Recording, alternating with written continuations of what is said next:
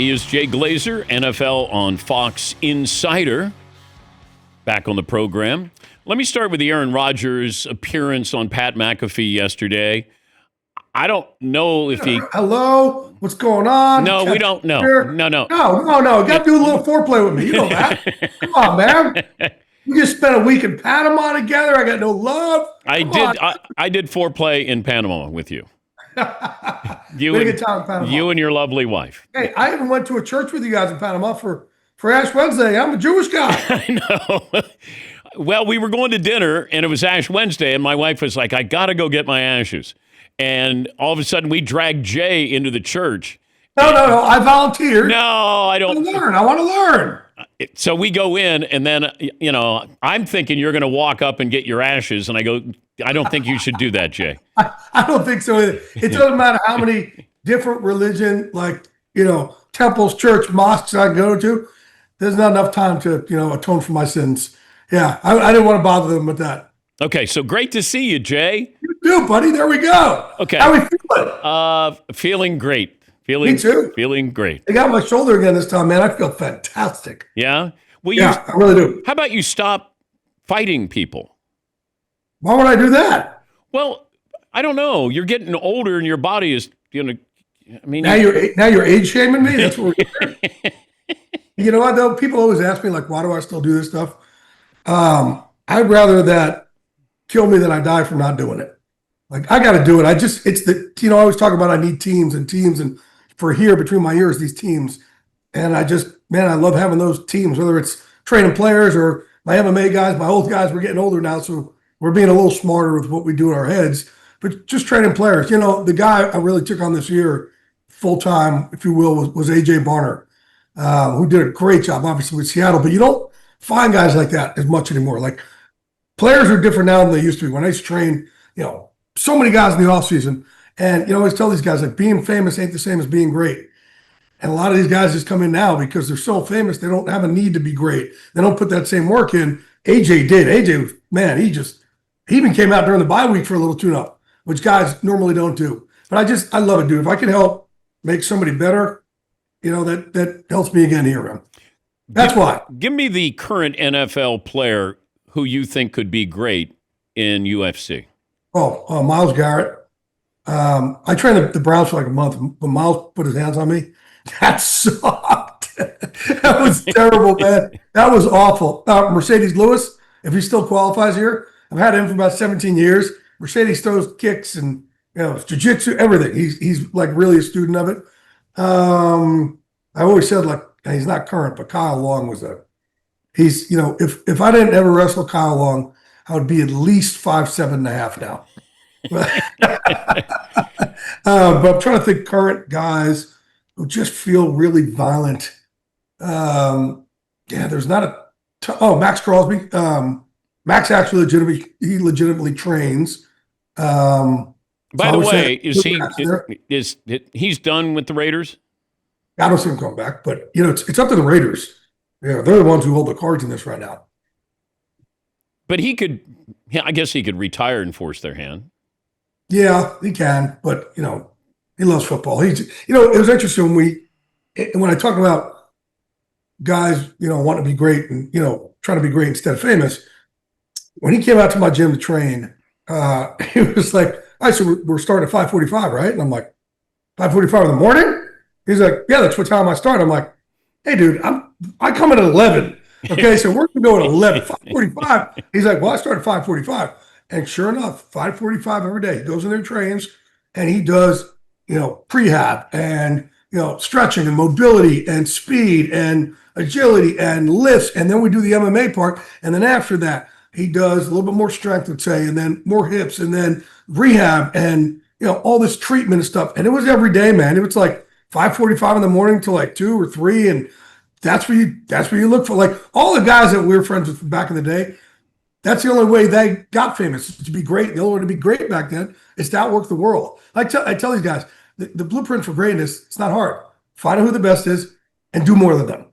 But most people just aren't willing to do it. I even asked him, how many of your guys do this with you? He's like, "Oh, I offer it to everybody, but they don't." And that's today's athlete, that's not how they're wired. But all the great ones, that's how they're wired, right? And I just never got it. I never understood if that's what you have to do. Just put in more work. You don't necessarily have to be more talented. Why don't you? And it's like if you have a full NFL career, you retire at 32. Think about that, Dan, in people years. 32, right? It's young. You can go out there and do whatever you want after that. 34, it's young. I just never got it. Do you think Micah Parsons wants to be famous more than he wants to be great? No, I think but I think that's today's athlete. I definitely think he wants to be great. But yeah, I think without a doubt, like when you have podcasts, with your own teammates, right, about your team and stuff during the season, things like that. Look, I was around Strahan, right, who would be like the first of these guys. And, he drove me back in New York City every day when I was too broke to, be able to pay for that subway and bus fare back and forth. And football was always first by a mile.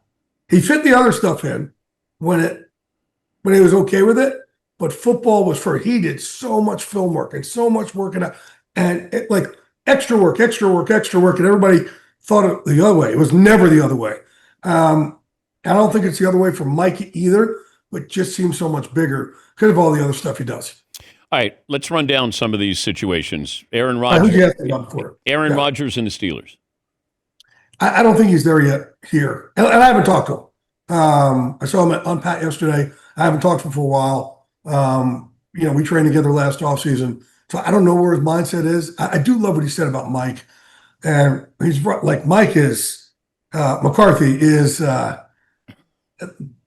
man, I told him at the combine, I said, for you to coach the Packers, Cowboys, and now the Steelers, your hometown team, and like his parents are right there in front, like the front row, and he's like, I couldn't get past like 3 words without crying. Like he grew up right around the corner. I said, so you coach these 3 teams, Mike. I don't know who you were in a previous life, but God has blessed you. I think you were like Jonas Salk, and you cured polio. And here's your reward. It's unbelievable. But the fact that he appreciates Mike this much now was really good to see.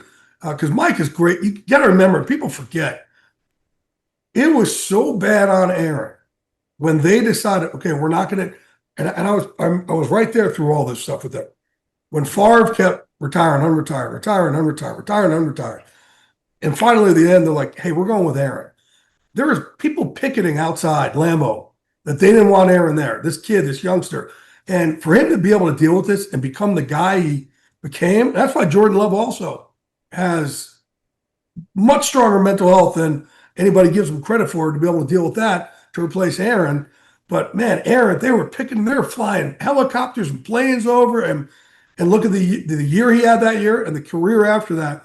And that's because Mike really he's great with developing guys like that. What he did with him, what he did with Dak, and whoever he's going to be able to develop over there in Pittsburgh. I don't know who that is right now. I know they like Will Howard, but I don't know if that's their long-term. He hasn't been around him enough to really know that. But I think if Aaron wants to come back and play another year, I'm sure they'll welcome with open arms. And I know Pittsburgh liked him a lot. They did. What about the organization? What about Kyler Murray? Where does he land? Where should he land? Okay. Well, he and Tua should say, okay, I want to go and try and learn under Kyle Shanahan, Kevin O'Connell, Sean McVay, Matt LaFleur, one of these guys, and Andy Reid and Sean Payton, but I don't see that. Because not a lot of quarterback developers. But, I was talking to, Kyle Shanahan this year, and Kevin O'Connell kind of had the same thing when he was talking about how you take these guys and reprogram the Mac Jones of the world or Daniel Jones. And I remember Shanahan saying to me, for these guys, you just got to get them, they're so beat up, you got to get them to play unafraid. And if you could start doing that, give them that. So it's basically like, I want them to play fast, but at the same time, I want them to play fearless. That's what it's fearless. If you get them to be fearless again, then their God-given talent, which made them a top 10 pick, starts to come back out. But they're so beat up, they're afraid to go do it. They're afraid to pull the trigger. So he said that's the number one thing first. But also like LaFleur, what he did with Malik Willis with his footwork, phenomenal. What a lot of these guys over do with Kevin O'Connell, what he could do with those guys, technique-wise, I would go and learn. So if I'm Kyler, though, yeah, I'd go and try and get with Kevin O'Connell. Like, If I'm a player, I'd already be tampering. usually the other way around. We're talking to Jay Glazer, NFL on Fox Insider. The market for Tua. I don't see, there's options out there for people right now, but same thing. I don't know if I don't think there's a huge market. And part of that also is, he's a hit away from here, right? So I think if you want to bring somebody in, it's got to be almost like, hey, who loves him? I haven't had anybody say it yet to this point. I think somebody will bring him in and take a flyer, but I think Kyler will have a much bigger. People go, after Kyler more than they will. What about Atlanta for Tua? Yeah, but I'm saying, if I'm Atlanta, I'm looking at Kyler. Okay. I think Kyler is, he jumps out ahead of Tua right now.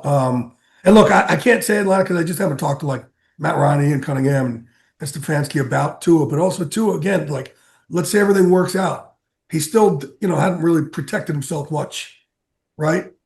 Up here, right? When he, with concussion. So let's say things work out, right? And all of a sudden, man, he takes a ding in week 7, then you're back to square one. So I think even if you have Tua, you got to have somebody else in place there. What do you make of the Rams-Chiefs trade? You don't get too many blockbusters like this in early March. Yeah, and I was actually with Sean McVay this weekend, and he was telling me about it, and he was like, over the moon about this. And, they traded away a lot for him, but Sean is always the type of guy. And you know what I'm surprised about too? Because he's always the type of guy like, I'm going for it now. And I think more and more, and I was saying it's surprisingly, I told him this, surprisingly more people don't do what he does. Because you know what you're getting with a Trent McDuffie. With these draft picks now, you hear more and more complaints, guys in the combine, people not going to the combine, like coaches anymore, because like, we don't really know what we're getting these guys anymore. You can't really, your interviews, you can't pry. You get such a short period, and everybody's, programmed. And I'm at fault for that too. I had a bunch of kids this offseason, told them how to, deal with the combine and how to just be honest with teams if you had off-field troubles and just other things, what they're going to ask for. And everything in your life now needs about teams. But because they're so programmed, you don't really know what you're getting anymore. And kids don't go through adversity as much anymore, right? You have a problem, come to transfer. That's why, by the way, Tennessee went right for Cam Ward, because they told me even before the combine, that's our guy, because he'd been through adversity, which we don't find too many guys like that anymore. So I think, if you have a proven commodity in the NFL, I would trade my picks also. And I'm surprised more teams don't do it, because the Rams are in it every single year, and it's a copycat league, and nobody really does it. They still have this old school thing of, man, we got to reload through the draft. And I get it, because if you hit, then you have, salary cap relief there for a few years at least. But Sean he was so over the moon for this. He was willing to go all in on this. Do we know the time frame for Mahomes coming back? Is he expected to start the season? The initial reports were, kind of on the fringe there, but I want to tell you, Patrick's different. He's different. So he went down, he immediately got the surgery, flew himself down. I think he flew private down there, got the surgery maybe the next day, which normally they don't do because you want like the swelling. Yeah. He got it before it really swelled up, right? And so that was on a Tuesday. I believe it was either Thursday or Friday that week. He was already in the Chiefs training room doing rehab. And he already had gotten his knee bending at 90 degrees at that point, which he's just different. He heals differently. This is a guy, who dislocated his kneecap. His leg was turned. It was turned around during a game. And he was like, hey, literally, he asked their trainer, Rick Burkholder, the doctors, is it broken? No? Okay. Then tape it up and let's go back. And they're like, we're not taping up. Your knee is facing that way. And they're like, he's like, no, just tape it and let's go. And like, he had a dislocated toe going into a Super Bowl, and it fully dislocated, and he never took any time. Like, he just finished out the game. His pain threshold's different. His work ethic's different. So, well, at first they're like, oh, start of the season. I think I would probably hedge on him being, sooner than that, by far, because he just attacks things, man. Like Aaron with his, his Achilles. And Joe Burrow was different too. Joe Burrow came back 2 months early. That's ridiculous from his injury. That was ridiculous. That's probably that's one of the craziest things I've seen. Have a grade 3 turf toe, and he's done. Now come back, as early as he did. And remember, I was in London last time we did the show, right at the trade deadline. That day he texted me. He's come back. I'm like, come on, dude. What do you spend your time like doing edibles this all season, during your rehab? There's no way. And he's like, no, I'm coming back. And I'm coming back way sooner than people think. I'm talking like in a couple of weeks. I'm like, dude, there's no way. And sure enough, he's just different. And I guessed right with Quinnen Williams going to the Cowboys that day you were on. Yes.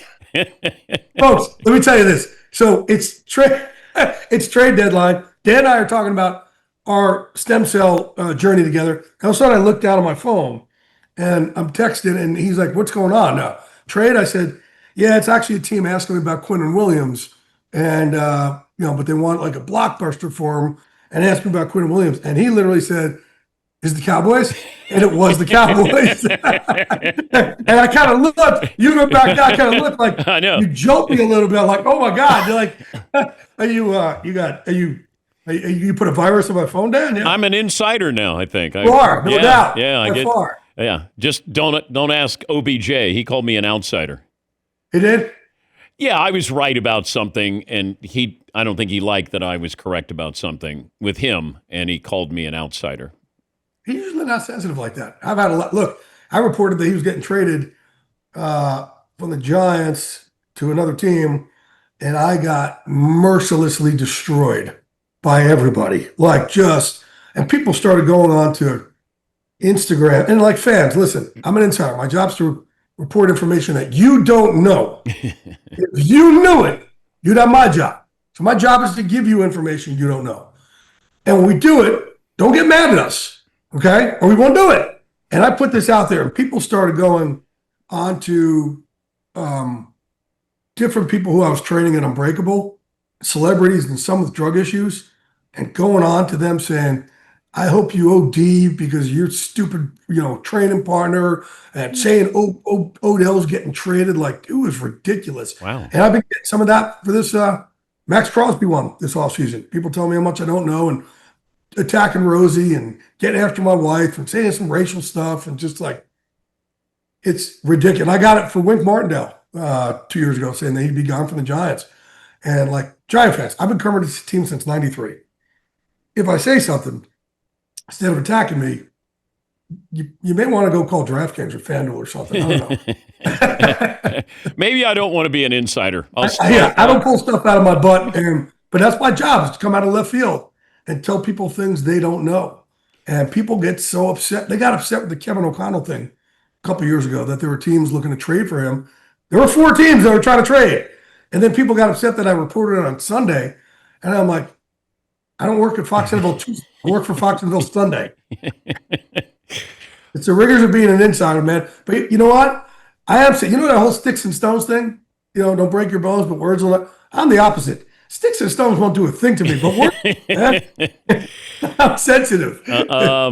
Great to see you. Thanks again.